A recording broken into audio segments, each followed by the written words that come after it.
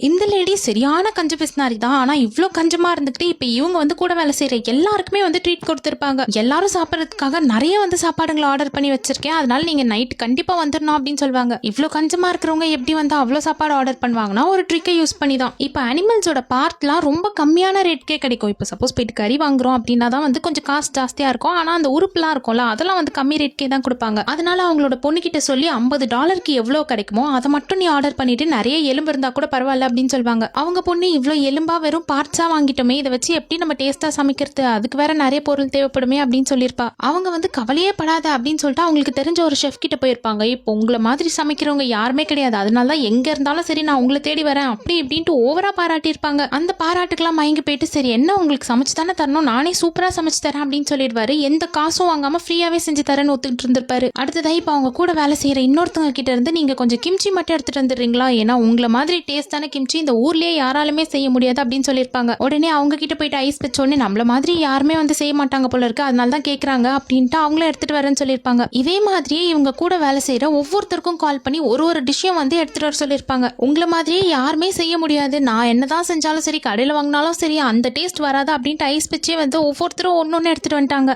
அடுத்ததா இப்போ அந்த பில்டிங்கோட செக்யூரிட்டி வெளியே தான் நின்றுட்டு இருப்பாரு. அவர்கிட்ட போயிட்டு இந்த ஐஸ் வைக்கிற மாதிரி எல்லாம் பேசினா கண்டிப்பா வந்து அது வேலைக்கு ஆகாது, இவன் என்ன பிளான் பண்றா அப்படின்னு கண்டுபிடிச்சிருவாருன்னு தெரியும். அதனால வேணும்னே போயிட்டு அவரை தூண்டி விடுற மாதிரி நீ எல்லாம் வரமாட்ட, கண்டிப்பா வந்து நீ எல்லாம் எந்த பொருளும் எடுத்துட்டுலாம் வரமாட்டே, சும்மா வந்து சாப்பிட்டாச்சு போ அப்படின்னு சொல்லியிருப்பாங்க. நான் வாங்கிட்டு வர மாட்டேனா, இன்னைக்கு பாரு நீங்க எல்லாரும் வைக்கிற பார்ட்டிக்கு நான் தான் பியர் வந்து ஸ்பான்சர் பண்ண போறேன் அப்படின்னு சொல்லியிருப்பாரு. அதனால அவரே வந்து பியரும் வாங்கிட்டு வந்துட்டாரு. ஒவ்வொரு தடவையும் இப்படிதான் எப்படியாச்சும் கஞ்சத்தனம் பண்ணி காசு சேமிச்சுறாங்க. அப்படிதான் இப்போ அவங்க இருக்கிற ஊர்ல இருந்து வேற ஒரு ஊருக்கு போயிருப்பாங்க. ஆனா இப்போ வந்து டிரான்ஸ்போர்ட் காஸ்ட்லாம் ரொம்ப ஜாஸ்தியா இருக்கு. வண்டி புக் பண்ணனாலே வந்து அவ்வளோ விலையா இருக்கு. அதனால இவங்க என்ன பண்ணிருப்பாங்கன்னா இப்போ இந்த சவப்பெட்டி எல்லாம் ஒரு வேன்ல வச்சு எடுத்துட்டு போயிருப்பாங்களா, அங்க வந்து வாடகை ரொம்ப ரொம்ப கம்மி தான். முதல்ல இவங்க அதுலலாம் போக கூடாதுதான். ஆனா அவங்க வந்து சும்மா அந்த டிரைவர் கிட்ட பேசி நான் உனக்கு கொஞ்சம் காசு தரேன் அப்படின்ட்டு பொண்ணு அம்மாவும் ஏறி அதுல உட்காந்து போயிருவாங்க. அதே மாதிரி பிரேக்ஃபாஸ்ட்லாம் ஒரு நாள் கூட சாப்பிட்றதே கிடையாது. டெய்லி ஒரு சூப்பர் மார்க்கெட்டுக்கு போறது, அங்க வந்து ஏதாச்சும் சாம்பிள்ஸ் வச்சிருப்பாங்க, அந்த சாம்பிள்ஸ் எடுத்து எடுத்து சாப்பிட்டுறது. இதே மாதிரி சாப்பாட்டுக்கும் காசு செலவு பண்ணாம ஃப்ரீயாவே முடிச்சிடுறாங்க.